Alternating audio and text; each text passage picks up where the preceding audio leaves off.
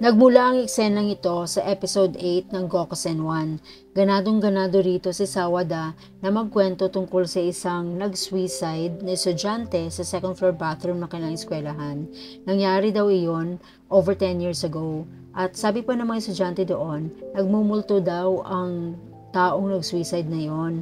Pero may isa silang senpai na ayaw maniwala. Tawa-tawa pa siya at nagsasabi na gawa-gawa lang daw yun, chismis lang daw yun. Pero isang araw, yung taong ito, yung senpai nila, nagpunta sa second floor bathroom, gumamit siya bali ng banyo.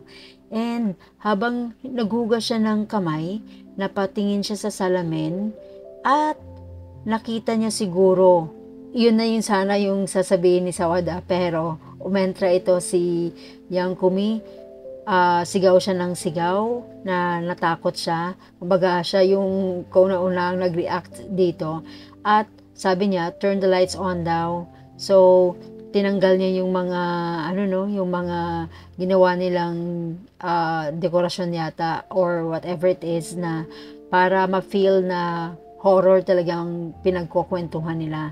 Siguro dito si Yang Kumi kasi sobrang natakot kung kaya ay inawat na niya si Sawada habang nagkukwento pa sana si Sawada tungkol doon. Nakita naman natin dito sa expression ni Yang Kumi na sobra siyang natakot at habang naglalakad nga siya sa hallway ay patingin-tingin siya sa paligid. Talagang takot na takot at siguro samantala ito ng kanyang mga estudyante.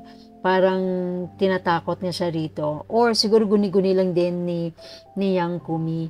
Kasi nga, sa eskwelahan talaga ng mga Hapon, talagang normal ito na ang lalaki ng kanilang mga hallways at saka parang halos minsan deserted yung kanilang mga hallways dahil kakaunti nga lang yung mga estudyante nila. Hindi kagaya sa atin sa Pilipinas na ang dami talaga ng ating mga ang dami talaga ng ating mga estudyante.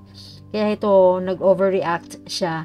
Ang iniisip niya na multo ay mga co-teachers niya lang pala. Natawa ako dito sa episode na to kasi talagang makikita mo na si Yang Kumi kahit pasiga-siga ay meron din palang weakness. Takot siya sa multo. Yun lang yun.